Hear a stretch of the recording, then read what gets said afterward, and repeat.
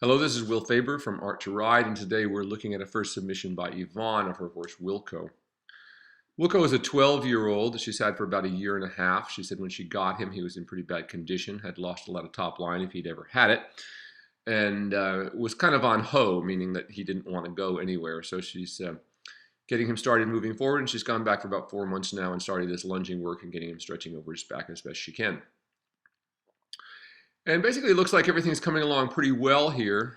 The side reins are pretty good right now. The biggest thing that I see here when you're lunging is that as he begins to stretch, as he does later on in this tape, you need to just get the side reins longer, because as he stretches down at the side reins at this length, he's curling back a little bit. And so we want to never let the horse come behind the vertical with his face, so to speak.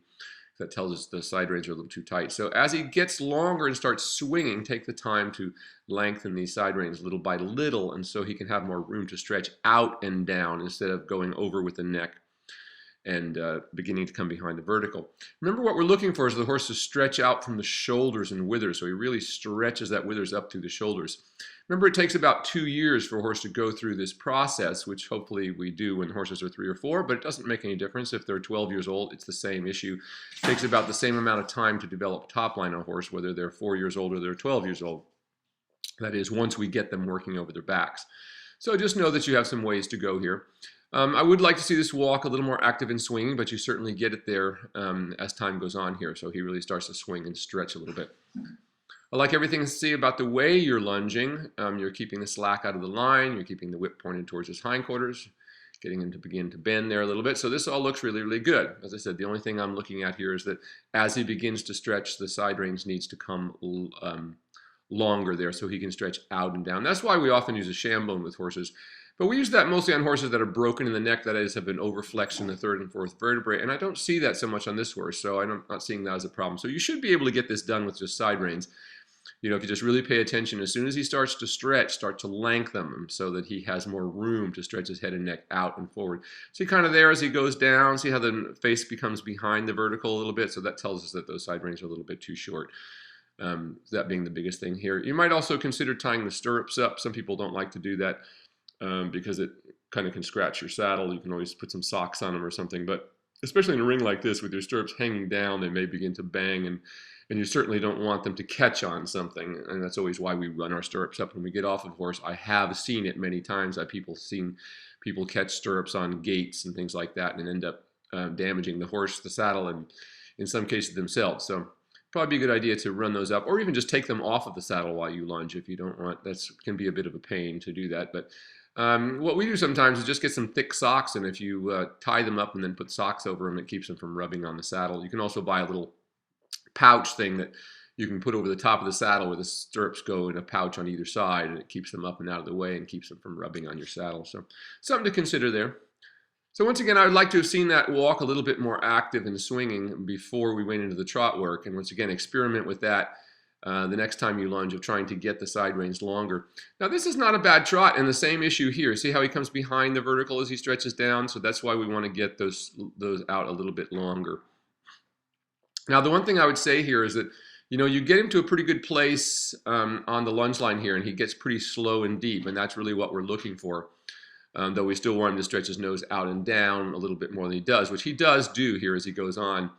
And as I said, the only thing is we need to get those side reins a little bit longer so that he can stretch a little more out and down as he does go down. But you mentioned, like, that's pretty good right there. So he stretches, but once again, you can see him coming behind the bridle, but that he gets a little more over his back, and he gets slower and deeper. And, you know, once again, watch the effect of everything that we do. What is the effect of that on the hindquarters? You know, see right there, as soon as he stretches that little bit more, you see so much more flexion in the hock, and he steps under himself so much more deeply. So continue to work for that as you are. Now, you said in the riding, now you said this is only the 2nd time you've ridden the horse in quite some time, so he really goes, you know, pretty nicely, though needs to be stretched out a little more than he does when you're riding him. But what I want you to consider is look at the trot that you have here, how slow and deep it is like that. And then when you ride, you're going some of the time a bit too fast when you're trying to do your lengthenings. Now, I know with a horse like this who's not really forward, we tend to get on them. We want them to go, go, go. We just want that feeling of active, free, forward, and flowing trot. But we don't want it to be so fast that it drives the horse on the forehand. So depending on the horse's level of strength, just like the level of the head and neck, if it goes too fast, the horse's inertia, that is its mass moving forward through space and time, so to speak, pushes it onto the forehand. It takes a lot of strength of the horse to get deep under, and we want to go slowly, because if we go too fast, then the weight of itself, and you'll see, I'll point this out later when we go. And just like he does here when he stops, this horse always brings his head back and U-necks himself coming into those transitions. So once again, once you can get him really stretched out, and you might even do a lot of these from the walk as well, is because we want to get him out of that habit of propping and hollowing every time he comes to a stop, which he does both on the lunge line and he does when you ride him as well, I see. So we want to spend more time getting that neck even longer than we're getting it here. He still needs to stretch out more. Well, that's pretty good there. And once again, I want you to compare this trot to the trot that you get when you ride.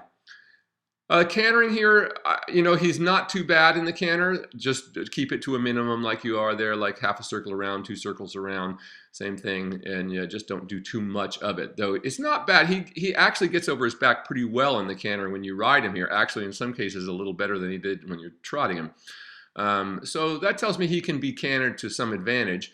If the horse just totally canters hollow, then we don't want to do it at all, because it's not going to be helpful. It will just make the horse's back sore. Remember that you improve the canter by trotting, not by doing more and more and more cantering. That just makes the horse sore more than anything else. So once again, we see here when he halts, he just does that same thing, like pulling his neck back and turtling it back into his body. So spend a lot of time really let him make some of those transitions very slowly. So once again, we see here from the side, has pretty good flesh on it. Once again, look at his flanks there, and we can see how he has a little bit of that pregnant mare look to him there. So that tells me he hasn't really started to pull up through the abdominal wall, which means that he won't have been completely over his back yet. So when the horse, correct dressage work is like Pilates. It's not just that the horse must lift from the back, he must also engage his abdominal core. And so it's both working together, thinking about that. So once again, as you see that develop, when he starts to work through the back more, you'll see a line form along the edge of the rib cage there at the bottom of his belly there, and as he starts to bring the abdominal wall up, which means bringing up the back at the same time. Just like a person with good posture, you have to hold your whole core. It's not just the back muscles, or it's not just your abdominal muscles. Same thing is absolutely true of the horse. It's a core exercise that we have to strengthen his entire core so he can pull his abdominal wall up. So that looks a little better there, and it does get better as he goes on, but that just tells me that he hasn't got a whole lot of develop here, and so we don't want to do too much with him. Once again, this walk is a little better, and once you get him to stretch out like that, as I said before, I would be trying to lengthen those side reins a bit so that he can stretch down and out more than just down and over and kind of back a little bit. Yeah, you see as he stretches down there, we still want him to get more length. That's why we need more length in those side reins, so that he can stretch out more from the shoulder and pull over the top of the withers, so that the withers will pull up through the shoulders. That's what happens, the correct work. Unfortunately, too many horses today are raised in small pens. They're not out where they move around with their heads down, through their youth. We used to see a lot of horses raised in California, and that's pretty much come to a stop, because people have realized all through the 80s everyone was breeding every mare they could find, and most of them were very disappointed because they kept the horses in too small a spaces, with land being so at such a premium in California. Very few people have room for pasture. Now that's looking pretty good there. That's a lot better, but once again, you see how he curls back just a little bit as he goes down. So at this point, I'd be asking him for a longer, more swinging through the neck. So that's not bad. Right there's the best we see. That's where you'd like to get him under saddle. But once again, you see how he's coming a little bit behind the vertical there? So that's the point at which you want to lengthen those side reins.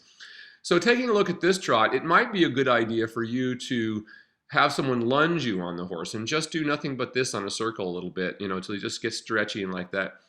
He's not bad when you ride him, but as you said, he's not stretching as much as he is here, and that tells me two things, that he's having a little difficulty dealing with just the weight on his back, which of course they all do. People assume that horses are these very strong animals and we can just get on them and ride them away, but nothing could be further from the truth. Their backs are not designed to have humans on them, so we have to do a lot of strengthening work to make it possible for them that we don't do damage to them while we ride.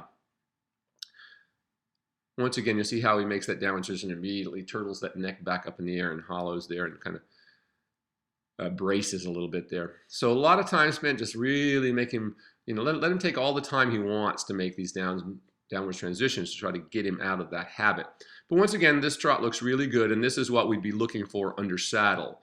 As I said, I might suggest that once you get him going really well like this on the lunge line, that if you've got a field where you can have somebody lunge you on the horse, or a ring rather, it might be a good idea just to do this, just to let him stretch into the contact so that he relates it to the lunging, without asking him a great deal. Because what I felt with in the riding work, a lot of the times he's just going too fast to get where he needs to go.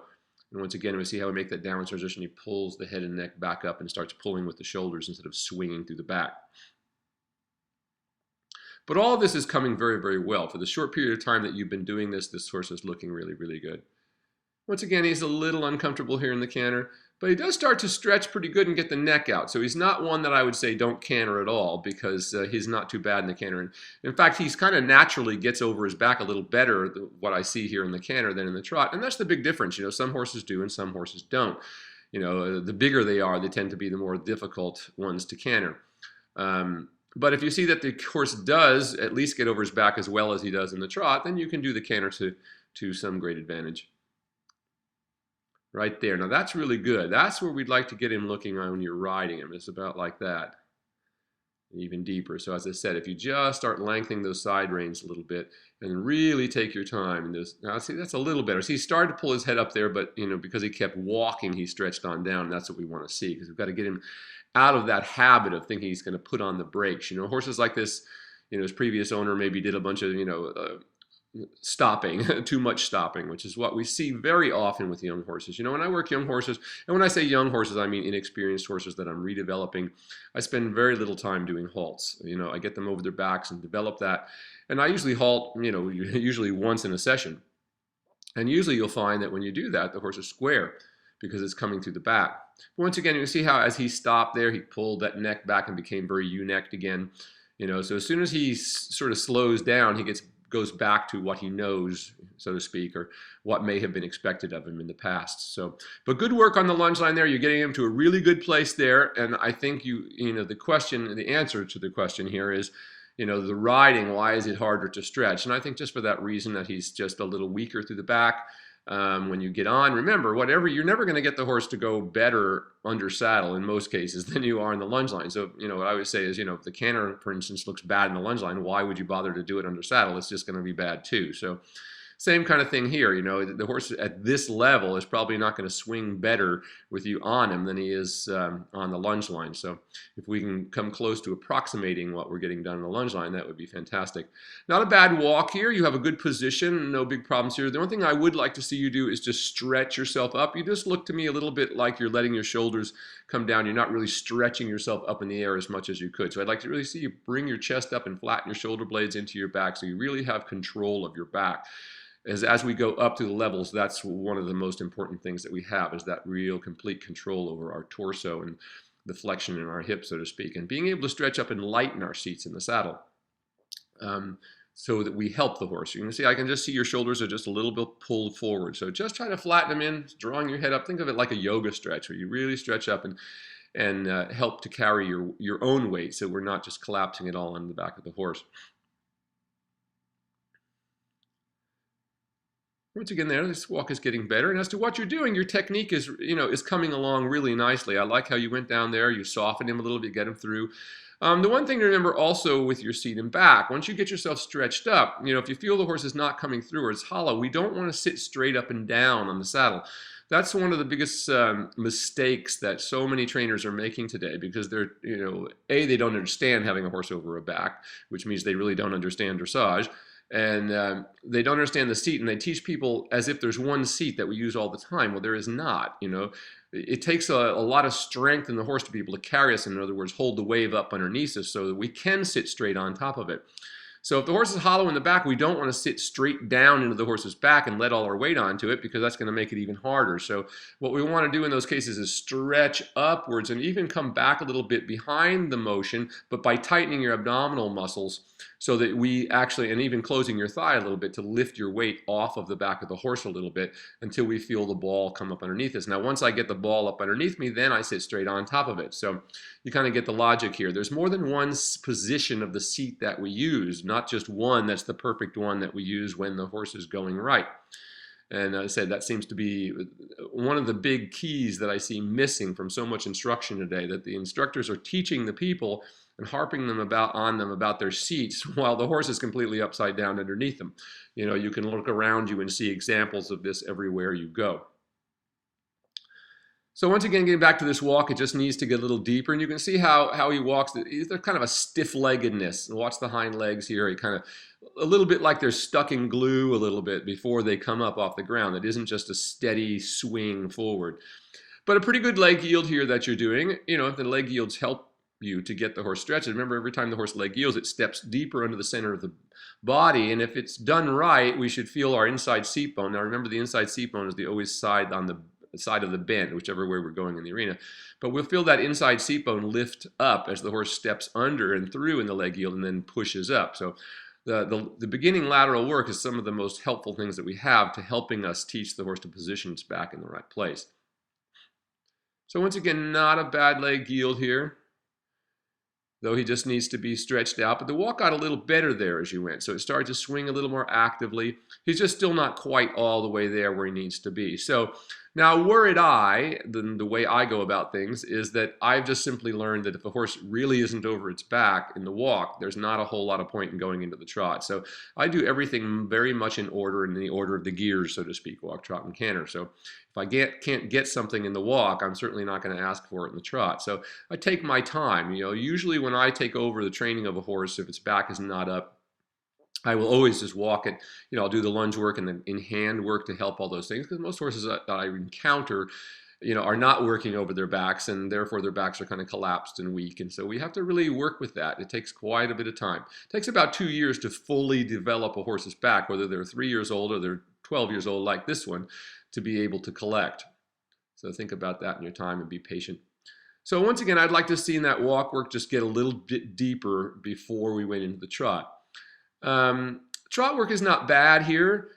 It just needs to, just like the walk work, it needs to get longer and lower. And you can see how anytime, like even coming around that corner there, which is a little harder for him, he kind of gets ewe-necked a little bit, kind of, oh, this is difficult. So really keeping this horse to big, wide circles, nothing smaller than a 20-meter circle at this point. In other words, nothing that's going to make the horse lose the rhythm. And once again, I see so much instruction. I see people, you know, the trainers before the people can even do a leg yield, and they're trying to get them to do turns on the haunches and forehands and things like this, which, you know, are completely out of rhythm and have absolutely no value to the training of the horse or the training of the rider, as far as I can see.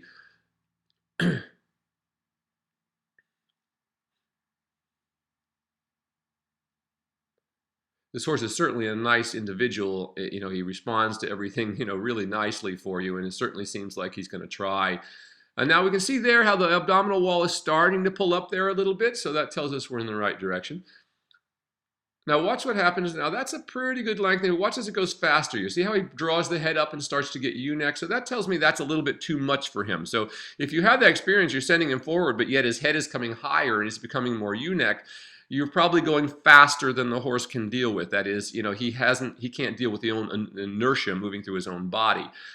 So he just kind of has to hollow and brace a little bit, like, to deal with the speed. Better turn there and a better rhythm. Once again, we just still need to get this horse reaching out. Once again, I want you to go back and look at how he trotted on the lunge line there and see how different that was, how slower and deeper and how much longer his neck was, and by virtue of that, how much more flexion you got in the hocks. But what a nice individual. He seems to be completely unflapped by all these other horses in the ring with you, and just seems to be doing a really good job. I think you're going to have a really nice horse here when it's done. But see what happens in this lengthening, how the hind legs get almost stiffer and start to come out behind a little bit. Though it gets a little better there at the end, but he just really doesn't have, he's not over his back enough to keep swinging at that length of, at that speed and that length of stride. He's more speeding up than he's lengthening through. Because remember, in a correct lengthening, the horse doesn't change the rhythm. The rhythm remains the same. It just takes a longer stride. And what we saw with him is, you know, he really tried for you there. He got faster. He started flipping the front legs out a little bit, but the hind legs weren't coming through enough. So ultimately, we don't want to do that, because that's how all these upper level horses get damaged. You know, if they're hollow in the back and then they teach them to do this, what we call shooting the cuffs, where they flip their front legs out without the hind legs coming through, that is how people pull tendons and suspensories and all that kind of thing and completely destroy these young horses. Remember, the whole point of dressage is to make the horse last longer. A horse correctly trained in dressage, in most cases, as you see with some of the horses that we have, which we even started rehabbing, at 16, like Contigo, and he's 22 now, and now he's sound and a good ride, and I'm sure he's going to be 30 and still going. He gets younger every day, and we can do the same things ourselves. Now, that's a better trot there. That's starting to get stretchier, and it's not too fast. Notice you're not running him there. But every time you try to sort of send him on, that's a little too much for him, and he just kind of runs and starts to pull up through that neck, too much, and because he just can't really deal with it at that speed. You're on a wonderful horse, though. I mean, it looks like the perfect kind of horse. I have so many people come to me having bought the wrong horses, that they just can't ride and are either too much for them or too big for them. Now, and that's something we talk about. Now, this horse is not too big for you. As you can see, your leg hangs down under the break of the side of the horse. That's one thing I look for all the time in terms of size with people with horses. If your leg is so short that you can't get down below the break of the side of the horse, in other words, where it starts to curve back in, you can't get a horse to lift its back because you've got to get under there with your heels in order to ask correctly for the horse to lift its back. Remember, there's more things that we ask our legs to do. The legs can mean to go straight forward, they can mean to go sideways, or they can mean to lift the back. And if you haven't seen that video, there's a video on correct leg aids for engaging the horse's back on our site, and take a look at that, because we have to use all three of those techniques with our legs in order to get everything done. Sometimes we want the horse to move straight forward. In those cases, we want to just touch with the calves of the legs, both of them directly. We want the horse to get under us and get lift up underneath us. Then we have to get under with our heel. As Nuno Alvaro used to say, like plucking a guitar string. We're going to pluck the side of the horse, and it gets to lift us back a little bit. So same thing here. See how you make that turn? He gets a little U-necked, and you're trying to go a little faster there, it looks like, and that has the wrong effect on him. His hind legs are actually going further out behind him when you do that, instead of deeper underneath, and he kind of starts to U-neck a little bit. So watch that speed, keeping it nice and slow. Once again, I really suggest that you look at that at the video of the lunge and see how good he looked there. And it would be a good idea to just do a lunge session with this horse, if he can deal with your weight on the small circle. But maybe do it someplace where you have plenty of room and you can be a little larger circle than in that lunging pin. And see if you can, but of course, lunge him first and get him moving like that, and then get on and see if on the lunge line if you can keep in that same place. That might help you a little bit. But I do think that you are on track with this horse. I'm not seeing any big problem there. A little trip in the corner that looked like a footing issue.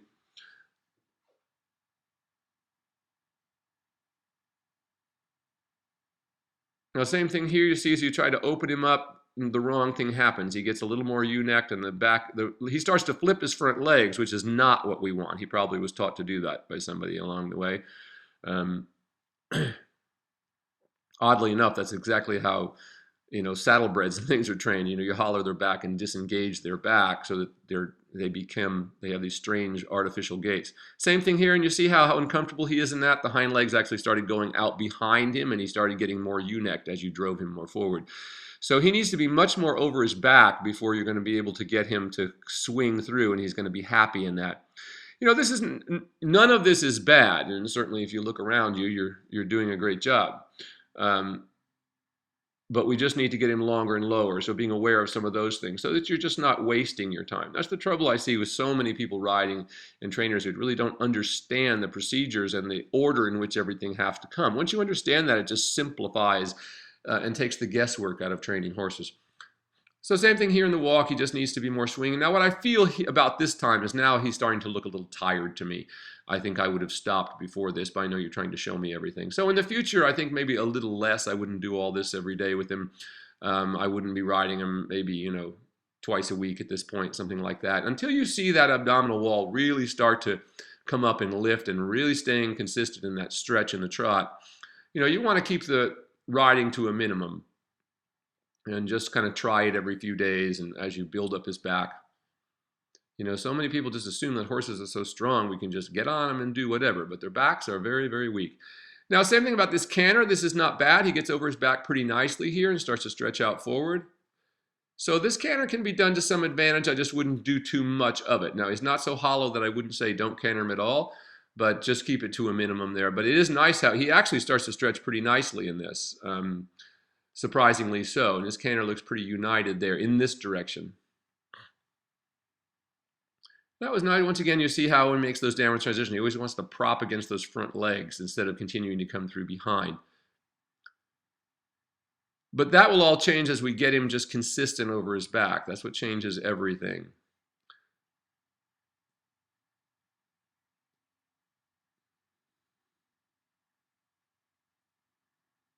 Same here, as I said, he's just looking a little fatigued to me. Now the head and neck is coming up. He's not stretching as nicely as he was, and the hind legs are getting a little inactive there. But this was a lot of work that you did with this horse, considering how long he's been working.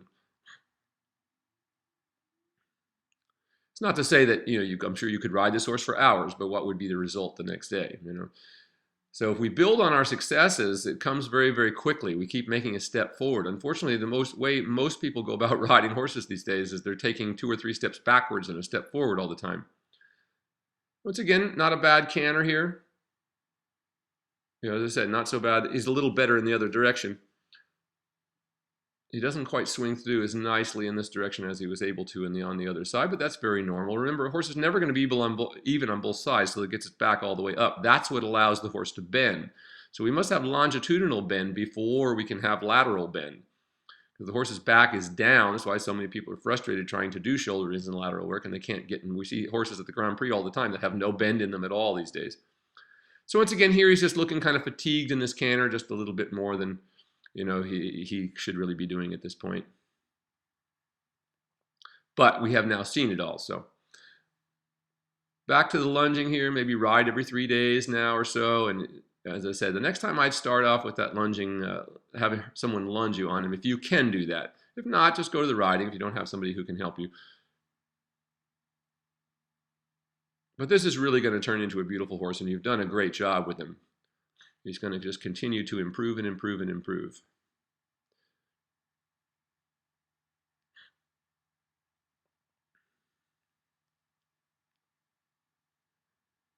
So great job here. Let's just reiterate. We want to go back to that lunge and take a look at what he looked like when I said it was the best there on the lunge line, and look how deep he is and how stretched over his back. And we just want to spend more time getting there because you're almost there. So a little more time with that lunge work and riding a little more. Not that you've been riding him frequently, but I said let's keep it to an infrequent 2 or 3 days a week right now till you really get him stretching. That trot's looking pretty good there at the end, starting to stretch out a little bit more for you. Not quite getting all the way there, but he's certainly in the right direction. And everything you're doing, I don't really have any other than we talked about your seat and that sort of thing. You have a good position, just need to stretch yourself up a little bit. Your contact with the reins is good. You're softening him at the right time. You're sending him through from your leg. So everything that you're doing here is looking really good. And I think you're well on your way to getting this horse over his back. And once you do, he's really going to be a good mover and well worth it. This is Will Faerber from Art to Ride. Hope that helps, and I look forward to seeing your next video. Keep up the good work.